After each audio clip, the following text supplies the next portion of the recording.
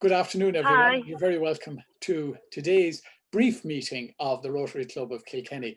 We don't have a guest speaker today. We do have one next week, and I have one speaker scheduled for late February. Next week, we have Sarah Dray, who is the development manager at Kilkenny Citizens Information Centre on the Parade. And she'll be talking about supports that the government has implemented in relation to COVID-19.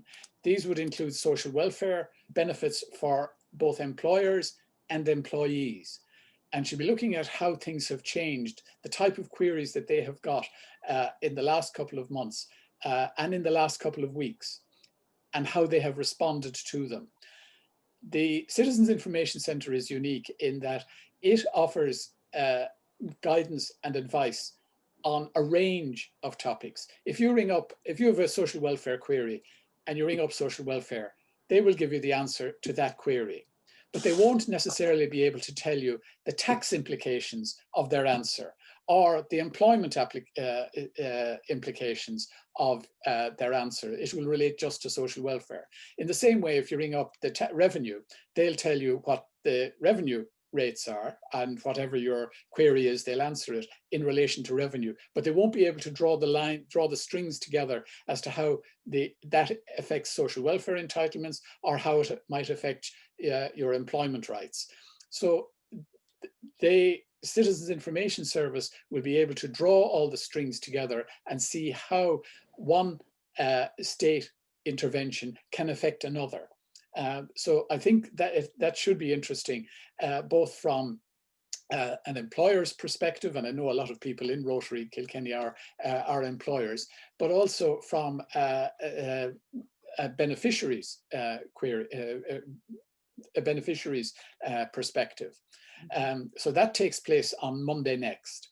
In late February, on the 22nd of February, we have Ian Hamilton, who is the person who got Sullivan's Brewery going and who is now living in Kenmare, but he was the master brewer at Smithwick's Brewery.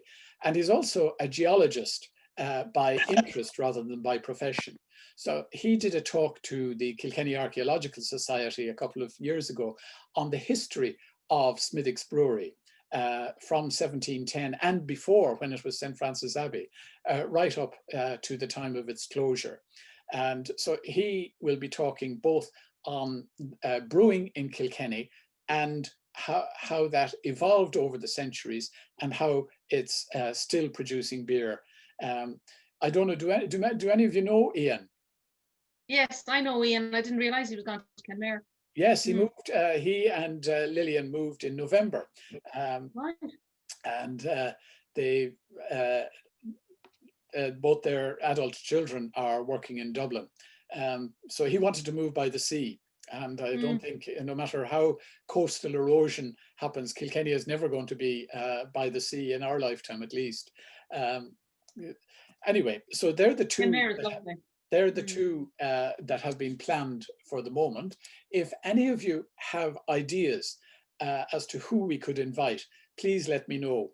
I'm looking to contact Dr. Tara Shine, who is the daughter of Viney and Michael Shine, to see if she would be interested in talking to us. That would be a real coup. I don't know whether any of you saw that she presented the Royal Institution lecture at Christmas on BBC. And that was, she's developed quite a reputation globally, not just nationally, for her work. And she's published a book, How to Change the Planet One Item at a Time. So anyway, she's someone I'm going to look for.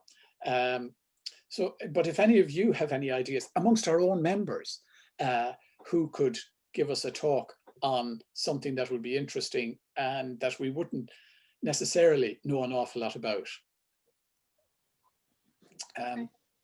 So you might put your thinking caps on and let me know.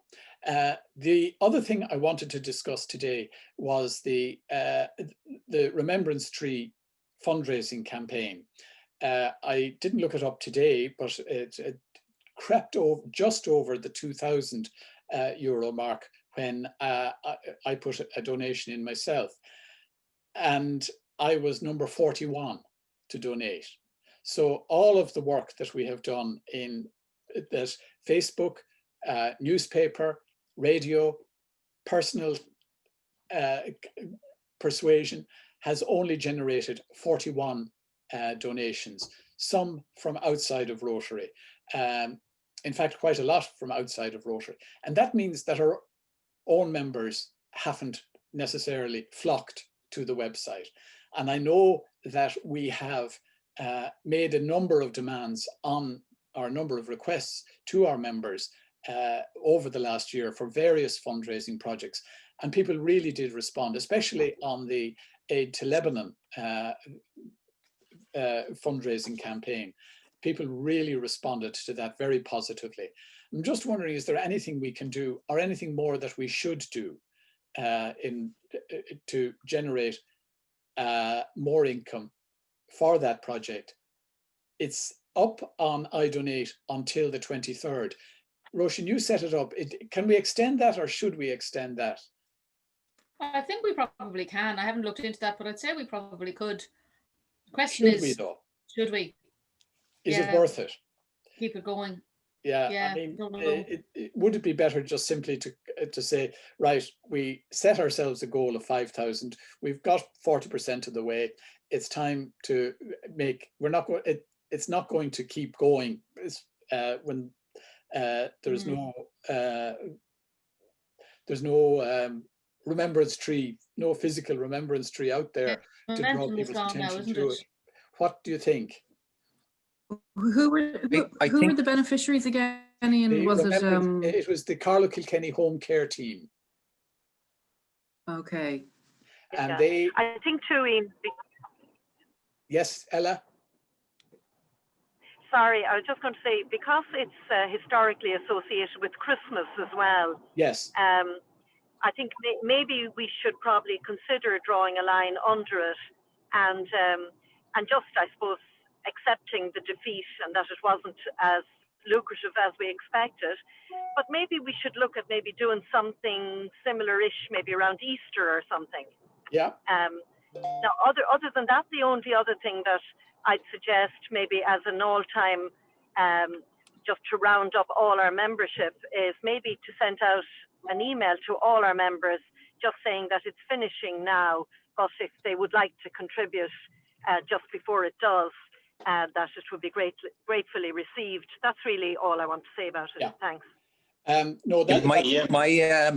My comment was going to be the same, that I know an awful lot of people have their own ways of donating separately at Christmas time, and maybe not to the tree from a lot of our members.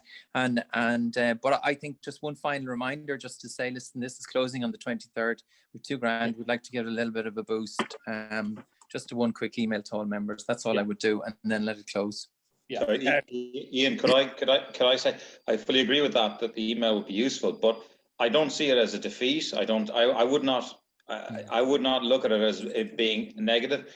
The situation that the club faced was just so unprecedented, and it's not just Kilkenny. Every club in the country faced the same situation, and Kilkenny reacted in a sensible, safe way to what now, looking at the numbers and with COVID infections, could well have caused a much more significant level of infection in Kilkenny. So I would absolutely say that it is not a defeat. I think that the online donation is a tool that could be added on to next year, hopefully when we're back to face-to-face collections. And we've learned so much about online things. I agree with Joe and Ella and John there. And incidentally, talking about it not being a defeat, the Rotary Club in Donegal had a similar fundraising campaign in aid of the Society of St. Vincent de Paul. And they had an item that I read about in the news where they gleefully proclaimed that their successful campaign this year had generated just over €2,000. and that they were making this donation with great pride to the Society of St. Vincent de Paul. And there was no mention of how much they might have raised in previous years. So I think you're right, Joe. We look at this as positive. If we didn't... Sorry, Ian, there's just one final point that I think is important, is that as soon as the restrictions are lifted in the next few months, we as a club should get in touch with Lochboy, with Market Cross, just to mark our territory, for want of a better word, for next Christmas. Because I would hate them to think, oh, well, wasn't it great? We had nobody collecting money outside, and customers could flow much more readily, and we won't bother encouraging people to do that again. That could be a problem. That's to me is the bigger problem, not the Christmas past. Well, it's a bit like... And Ian, I wonder if I could add a comment, and that is to look at it from the other side of the coin, and that is that the home care team must be suffering immensely, because although they get huge HSE support, they are still their take from charitable bodies like ourselves is huge, and it might be worth having a conversation with them, because maybe they could come up with some kind of a corporate type of donation facility or something like that, and just try to give it a push, and that we would cooperate with them in that and such like. Yes. Well, I think, Ian, there's an opportunity, because it's the last week of the campaign basically to do a final push, and to get it out on. You don't necessarily have to position it as a Christmas message. It is for the home care team. So to get it out, obviously, on the Rotary Facebook, and everybody to share it out on email. But I don't know, do we have any connections with KCLR? Is there an option to do a post with KCLR support that post? Yeah, they've. I know that KCLR have been very supportive of us, as has the Kilkenny people. You know, so we'll send it to them and ask if they would circulate it as well. That there's it's one last week that we're anxious to keep it going. It would be great if at least we could get it up to 10% of what we got last year. So if we could bring it up a couple of €100 up to 2,200. Then, you know, we'd have done something. You see, the big success of our face-to-face campaign wasn't the €50 donations, it was the €2 donations. You know, and I remember standing last Christmas, 12 months, in the clubhouse, where we got the bags of money and the piles of €2 coins. You know, we measured them in hundreds, and we could have up to 100. I mean, we were collecting €2,000 a day, and I think the record was nearly €3,000 in one day in our locations. Just people tossing money into our bucket, and this is different. And the way I look at it is, the €2,010 that's there at the moment is €2,010 that wouldn't have been collected if we didn't set up this. So even though it took a lot of effort, and particularly I'd like to thank both Ella and Roisin for the work that they did, but also the work that everyone else did in promoting it, in going out. And to the Nora hospital. and Trish, who went around with all the posters. Exactly, exactly. Everybody was Every great. single individual. And Dean Brennan was very helpful as well. Can I just say something about going forward, Ian? And Rebecca's point is very well made about getting out a last push this week. But I've put it out almost every week on Facebook, and I'm getting 2 likes on the Facebook page. So nobody is sharing it, and it's absolutely useless if it's sitting on a Facebook page, you know, and 2 people are liking it and acknowledging that it exists. So if I put it up again this week, it's of no benefit to anybody if we don't get in there and share it. Great. So if you don't already like the Rotary Facebook page, like it, and not only like the post, but share it. That's the key. Yeah, I think then it has that, literally, it has that viral effect. So the virus may be limiting us, but maybe we can use this type of virus to spread it, to get the tentacles out to everybody. It's worth it for one last week. And Roisin, can we send it out in a message, like, so it's not just on a news feed? We actually message it to people on Facebook. on the Rotary network? I don't know. Actually, I don't know how that works.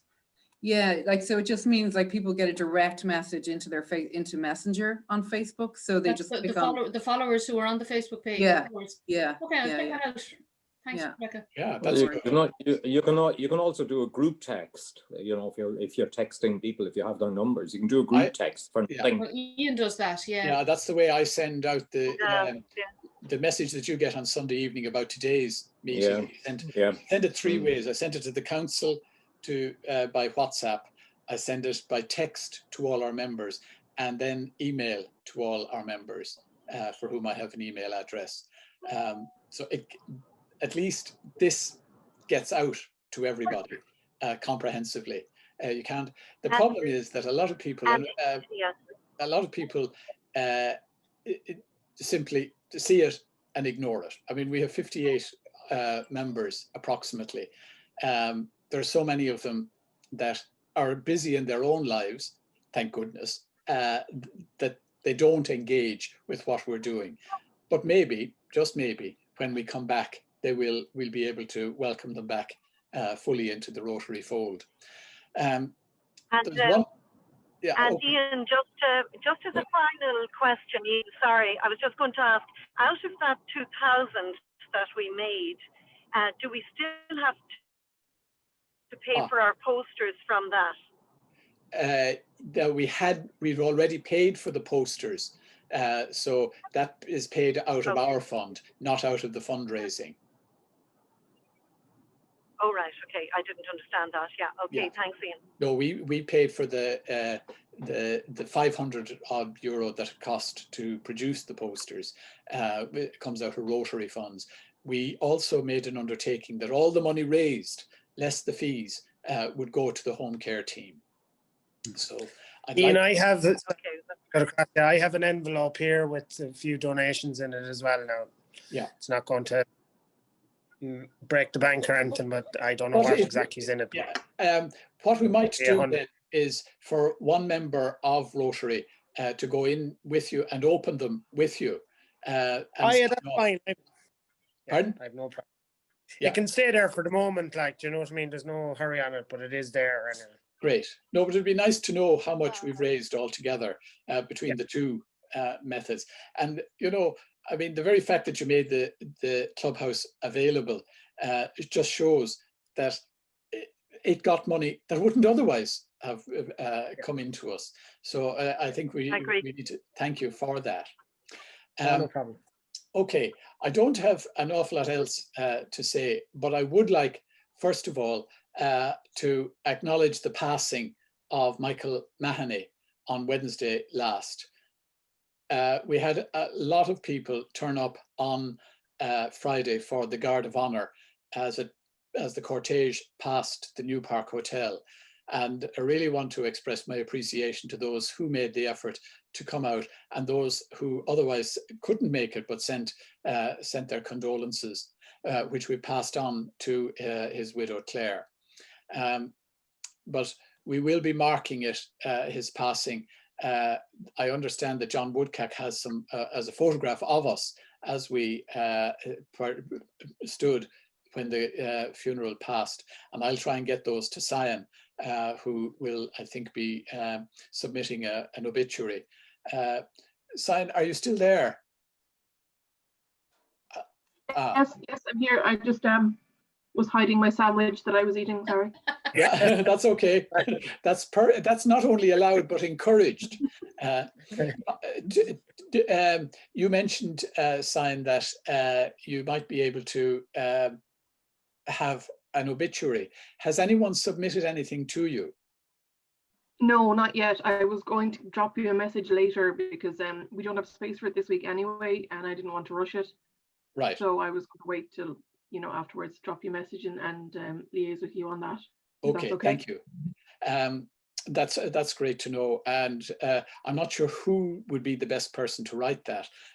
I'd be if anyone here knew Michael particularly well to be able to write an obituary, or I might ask Claire or get John Woodcock to make contact with Claire to see if there's anyone she would suggest. I certainly wouldn't take it on myself. I didn't, while I knew him, I didn't know him well enough to be able to commemorate all that he achieved in life and all that he has left behind. But I would we will be writing to Claire to, I'd like to propose a vote of sympathy to Claire on behalf of Rotary Kilkenny, if somebody would like to second that. Absolutely, yeah. Thank you, Ian. Yep. Okay. Now, I'm looking, as I say, I'm looking for suggestions as to speakers. Simon, did you have any luck with Sam? Do you know, would he be interested? I spoke to him about it and he's thinking about it. Right. And he said he will contact you directly to have a chat. Grant, you can pass him on my phone number. Yeah. And I know he's very new in the job and he might like to wait, and that's fine too. But I think, you know, he has so many, I'm sure there's a lot of people pulling out of him at the moment, but he's following quite a distinguished line, and to do that so young. He was actually in school with our own son in Kilkenny College, so I knew him as a teenager. Anyway, it would be great if he could. Does that make you feel old, Ian? Pardon? Does that make you feel old? No, it makes me feel old. I know. Editor's younger than me. First Tell me I've about had an editor younger than me. Yeah. No, I don't feel old. That doesn't make me makes me feel mature. Fair enough. School shared a photograph of Sam doing work experience in the Kilkenny people on his transition year. He looks exactly the same. Yeah. Apart from yeah. Ian, are you looking for people that are based or from Kilkenny? Not necessarily. You see, this is the great thing about Zoom. You can have people from anywhere. And that's why Ian Hamilton will be joining us from Kenmare, which is still within the EU, but it is outside. It's outside. Yeah. Have you, what are you going to suggest, Rebecca? Well, no, I'm just thinking, I mean, obviously from an artist's perspective or cultural perspective, you know, there might be, like, I'll have to think about it and see if there are people that we could potentially invite, you know. Yeah, thank you. One thing I will be doing this week and today is circulating the details of the Wolfwalker talks that are coming from the Butler Gallery. That's really exciting, and it sort of expands our own interview with Tom Moore. It does. Also, and actually, new alert. Sorry. Yeah. The talk this coming Wednesday is, I mean, we've got a capacity of 300 people online, and I think we're pretty much there. Wow. So yeah. So they're doing really, really well, which is brilliant. But that's fantastic. But for people who can't make it, it will, I presume, be up on the Butler Gallery YouTube site afterwards. It will, yeah. We're recording all the sessions, so you'll be able to look at them afterwards. Great. And Butler Gallery is being featured by Nationwide tonight. This is the breaking news, as they say. Nationwide tonight at 7 p.m. on RTE1 will feature a piece that was recorded at the opening of the gallery on the 6th of August last. So that's something you might set your video recorder for, or sit down in front of the telly while you're having your tea this evening. It's at 7 p.m. tonight on Nationwide. This is a big deal for Kilkenny, and it's a big deal for the Butler Gallery as well. So obviously the more people that watch it, the better, the more informed people will be. So that's that news. Is there anything else that anyone wants to circulate or promote? Ian, next Saturday there's a district council meeting. Just for all members to know that the invite will be going out. Garth hasn't been very well of late, but he's sending out the invite. So any Rotarian is welcome to attend the district council meeting. Normally they used to be held in Louis Fitz, you might remember. This is the last time we had a district council meeting was in September, which should have been at the district conference, which was cancelled.